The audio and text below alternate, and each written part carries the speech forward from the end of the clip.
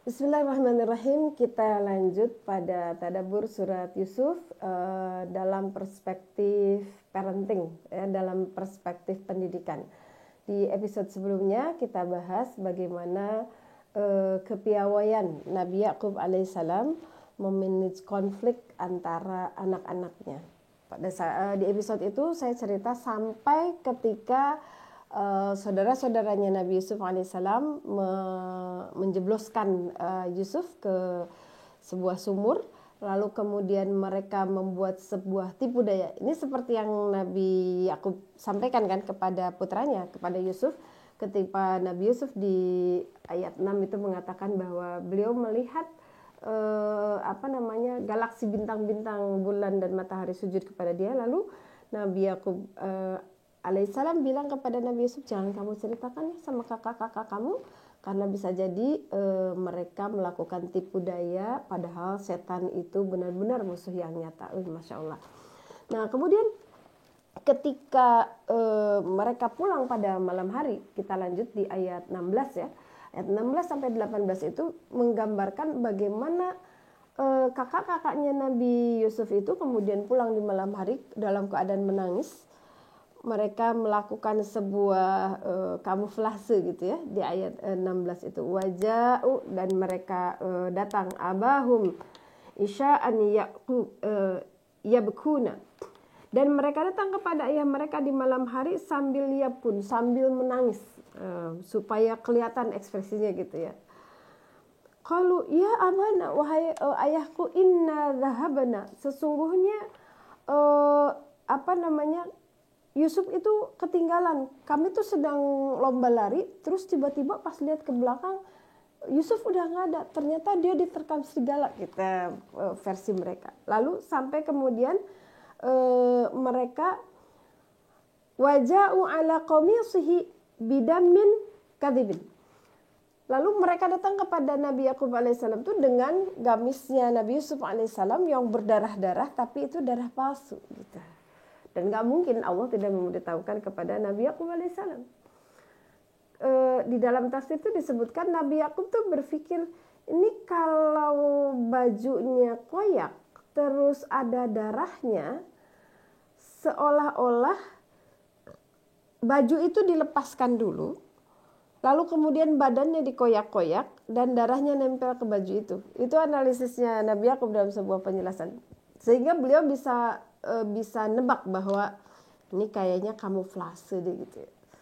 Jadi sehingga terlihat betul gitu oleh Nabi Yakub alaihissalam bahwa putra-putranya ini membuat sebuah rekayasa seolah-olah benar adanya seperti prasangka Nabi Yakub alaihissalam, karena waktu anak-anaknya minta izin untuk membawa Nabi Yusuf, mereka kan bilang kita akan membawa main. Lalu kata Nabi Yakub, saya mah khawatir nanti takutnya Yusuf teh dimakan serigala gitu kan, kata Nabi Yakub di ayat sebelumnya. Lalu mereka bilang, enggak, kita ini orang-orang kakak-kakak yang kuat, pasti kita akan jaga. Nah sehingga mereka akhirnya terinspirasi, udah kalau begitu bener kita rekayasanya seolah-olah Nabi Yusuf itu dimakan serigala aja gitu kan. Lalu apa yang dikatakan oleh Nabi Yakub alaihissalam ini penting dia menurut saya untuk orang tua gitu. Bagaimana ketika kita mempunyai perkiraan, mempunyai taksiran bahwa apa yang dilakukan anak kita ini kayaknya bohong gitu. Jadi Nabi Yakub itu punya kecerdasan untuk memahami bahasa tubuh, memahami sebuah logika keadaan gitu ya, menganalisisnya dan seterusnya. Tapi kemudian Nabi Yakub tuh enggak ngeinterogasi, kok bajunya kayak begini, kok robeknya kayak gini, kok darahnya juga enggak mengkonfrontir gitu. Padahal kan kalau misalnya mau bisa aja, dan ini kan biasanya kebanyakan gitu ya dilakukan oleh orang tua. Ya dulu juga saya mungkin begitu ya, ketika anak-anak ini pecah, ya kenapa bisa pecah? Kamu ya jangan mainnya nggak ini, pegangnya nggak benar dan seterusnya gitu kan. Astagfirullahaladzim. Coba kita belajar dari Nabi Yakub alaihissalam. Nabi Yakub tuh nggak mengkonfrontir itu, padahal dia yakin bahwa yang dilakukan oleh anak-anaknya itu sebuah tipu daya. Mari kita lihat ayatnya bagaimana. Qala, kata Nabi Yakub alaihissalam, beliau berkata, bal sawwalat lakum anfusukum. Kayaknya kamu nih sedang apa ya, sawalat lakum anfusukum itu kamu tuh kayaknya sedang mengkamuflase lah gitu, membaik-baikan diri kamu sendiri gitu. Lalu Nabi Yusuf cuma mengatakan fasabrun jamil. Sesungguhnya aku hanya bersabar dengan kesabaran yang indah. Kesabaran yang tidak disertai dengan kemarahan kepada anak-anaknya, menyalahkan anaknya, kemudian atau menghukum anaknya gitu kan. Kebanyakan yang terjadi ketika mungkin ya nauzubillah min dzalik ya. Kalau di masa sekarang itu ada orang tua yang seperti itu, ya bedanya mungkin karena Nabi Yakub dikasih wahyu ya oleh Allah, dan bukan gini. Nabi Yakub tuh tahu Nabi Yusuf itu tidak meninggal. Kenapa? Karena dia punya keyakinan bahwa Nabi Yusuf itu nanti akan menjadi seorang nabi. Dari cerita mimpinya Nabi Yusuf alaihissalam bahwa bintang-bintang, bulan dan matahari itu sujud kepada Nabi Yusuf, maka Nabi Yakub punya pemahaman dan keyakinan biiznillah bahwa anaknya ini nanti akan menjadi penguasa dan seterusnya dan seterusnya. Jadi ketika dikabarkan usia Nabi Yusuf pada saat itu kurang lebih antara 13-14 tahun dalam sebuah itu ya penjelasan. Jadi masih muda belia banget ya beliau itu. Ketika nanti dari ayat 25 dan seterusnya tuh bagaimana diceritakan Nabi Yusuf alaihissalam kemudian diambil oleh seseorang, diperjualbelikan sampai kemudian nyampe di kerajaan dan seterusnya. Nabi Yakub justru mengatakan, saya mau bersabar aja deh dengan kesabaran yang indah. Wallahul musta'an. Sesungguhnya aku hanya meminta tolong itu kepada Allah. Ala ma tasifun, dari apa-apa yang kamu sudah ceritakan. Tidak ada proses menyalahkan, tidak ada proses menghukum. Kenapa? Karena Nabi Yakub alaihissalam tahu bahwa anaknya itu tahu yang dia lakukan itu salah. Ya, kalau kita analisis di percakapan di ayat-ayat sebelumnya, mereka tuh tahu bahwa ya apa yang mereka lakukan itu salah gitu. Dan dalam kisah itu digambarkan bahwa kakak-kakaknya Nabi Yusuf alaihissalam itu udah jauh lebih dewasa dari Nabi Yusuf alaihissalam. Artinya pendidikan orang dewasa udah bukan pendidikan yang harus dicacar, disalahin, dihukum dan seterusnya. Nabi Yakub cuma mengatakan, saya tahu kamu tuh lagi ngebagus-bagusin akhlak kamu, lagi menutup-nutupi perbuatan kamu biar kelihatan kamu tuh bener gitu. Padahal kamu tuh salah. Nabi Yakub tuh tahu bahwa anak-anaknya tuh tahu mereka tuh melakukan hal yang salah. Kenapa? Karena ternyata mereka kemudian melakukan sebuah rekayasa, sebuah kamuflase untuk menutup-nutupinya gitu. Jadi sebagai orang tua kita harus paham gitu ya. Salah satu mengidentifikasi kebohongan anak-anak itu, lihat aja logis atau enggak ceritanya gitu kan. Ketika cerita itu logis, dialog itu didialogkan di dalam pikiran Nabi Yakub sendiri, tidak dikonfrontir dengan anaknya. Nabi Yakub sendiri yang kemudian menganalisa, ini baju kenapa robeknya begini, kenapa darahnya begini, ini kayaknya kalau kayak begini nih, ini kayaknya kayak bajunya dibuka dulu, terus Nabi Yusufnya dimakan serigala dulu, baru kemudian serigalanya ngeledot-ledotin ngelumurin darahnya Nabi Yusuf tuh ke bajunya. Masa kayak begitu? Nah itu tuh dialog itu dikonfrontirnya di pikirannya Nabi Yakub sendiri ya, kalau saya baca di tafsir. Tidak dikonfrontir pada anaknya, sehingga membuat anaknya tuh makin merasa tertekan, makin merasa bersalah. Kok enggak ini ya Bu Sufi, Nabi Yakub tuh enggak menuntut pertanggungjawaban kepada kakak-kakaknya itu gitu. Disuruh nyari lagi misalnya dan seterusnya gitu ya. Dalam sebuah kisah itu disebutkan begitu, mereka disuruh mencari lagi, tapi kemudian balik lagi dan mengatakan tidak ketemu. Jadi ala kulli hal, ini kepiawaian seorang ayah. Jadi seorang ayah itu harus berguru menurut saya dari cerita Nabi Yakub alaihissalam itu, bagaimana dia memanage kenakalan anaknya gitu. Di usia yang sudah cukup matang lah gitu, ini kan usia pemuda gitu ya. cukup menunjukkan bahwa saya tahu ya bahwa kamu tuh bohong. Udah sampai di situ aja itu udah menjadi ancaman gitu. Lalu kemudian fasabrun jamil, dan aku bersabar dengan kesabaran yang indah, dengan kesabaran yang baik. Wallahul musta'an. Kemudian sang ayah tidak menunjukkan aku bisa loh ya membuktikan kesalahan kamu gitu. Tidak menunjukkan powernya sebagai seorang ayah yang kemudian bisa mengintimidasi anaknya yang telah berbuat salah. Tapi kemudian dia menunjukkan bahwa Allah lah yang akan menolong dia. Wah, ini kan sebuah perang psikologis gitu ya. Anaknya kan tadi udah merasa bersalah. Lalu dengar kata ayahnya, saya juga tahu kok kamu tuh sebetulnya lagi kamuflase aja. Itu udah tekanan kedua tuh. Lalu kemudian tekanan ketiga yang paling berat, Nabi Yakub katakan, saya akan minta tolong sama Allah. Waduh. Kalau udah minta tolong sama Allah, kekuatannya bukan kekuatan saya lagi. Kekuatannya bukan kekuatan seorang ayah, bukan kekuatan sebagai orang tua, tapi kekuatan Allah. Sehingga alamatasifun, Allah akan menolong saya atas apa yang telah kamu katakan. Masya Allah, keren banget ini ya. Nabi Yakub alaihissalam tuh menurut saya harus menjadi inspiring dalam hasanah-hasanah parenting keayahan. Ada lagi di ayat 24 ya. Ini bagaimana cerita bondingnya Nabi Yakub alaihissalam dengan Nabi Yusuf, anak laki-lakinya. Kita loncat ke ayat 24. Cerita tentang terjebaknya gitu. Cerita tentang terjebaknya Nabi Yusuf alaihissalam di kamar istrinya sang raja. Kita sudah tahu bagaimana ceritanya. Tapi yang menarik di sini adalah di ayat 24. Ini saya tertarik banget dengan cerita ini. Walaqad hammat bihi.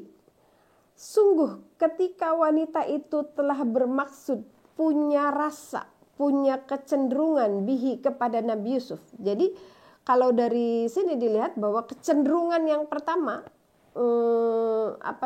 syahwat yang pertama muncul itu adalah dari si perempuan ini. Wahamma biha, dan Nabi Yusuf pun akhirnya punya kecenderungan gitu. Dia laki-laki pada saat itu kurang lebih usianya 25 tahun. Seorang pemuda yang sudah sangat matang secara biologis. Kemudian berada di sebuah ruangan terkunci, tertutup, nggak ada CCTV, nggak ada mungkin yang melihat. Ada seorang perempuan dengan penampilan yang sangat menggoda. Sebagai laki-laki normal, Nabi Yusuf alaihissalam kemudian mempunyai kecenderungan wahamma biha, ya normal aja gitu. Laula an ra'a, sampai kemudian Nabi Yusuf alaihissalam itu melihat burhana rabbih, sebuah burhan, sebuah bukti atau tanda, isyarat dari Allah. Apa isyarat itu? Kadzalika linasrif, yang demikian itu Allah tunjukkan agar kami memalingkan dirinya anhu su'a wal fahsya'a innahu min ibadinal mukhlasin. Burhan itu kemudian Allah perlihatkan supaya Nabi Yusuf alaihissalam kemudian terpalingkan perhatiannya. Karena sebelumnya kan yang dilihat cuma perempuan itu. Yang kemudian dikisahkan sampai lari-lari muter-muterin ruangan itu, ya fokusnya pada perempuan itu. Sampai kemudian Allah perlihatkan burhan. Nah, apa itu burhan?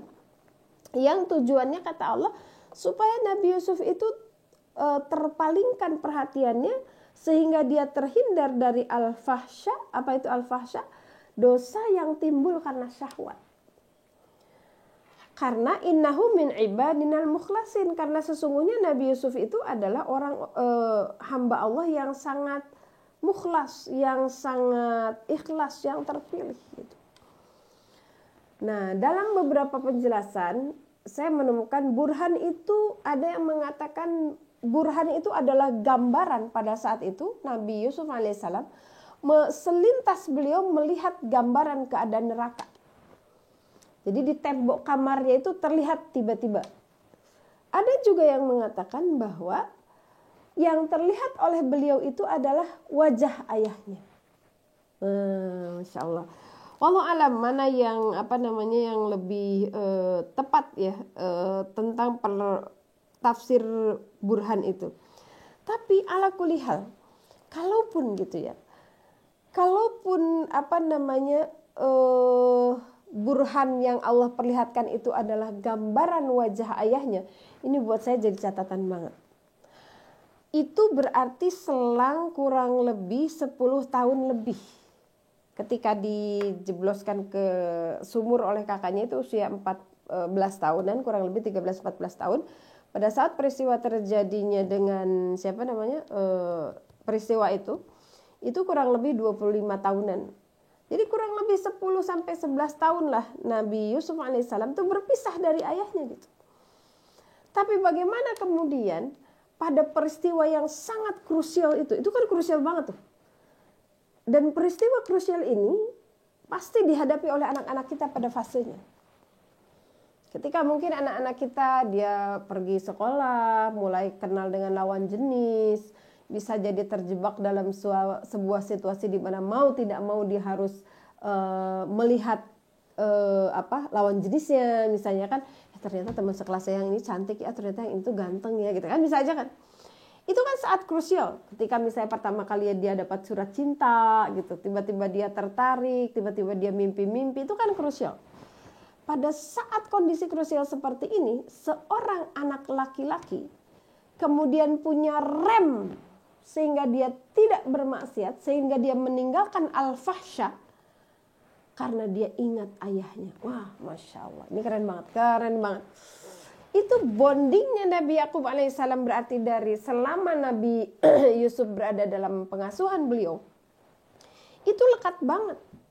Bahkan ketika Nabi Yusuf alaihissalam menceritakan mimpinya kepada Nabi Yakub alaihissalam, itu aja menunjukkan bondingnya Nabi Yakub dengan Nabi Yusuf, itu keren banget gitu.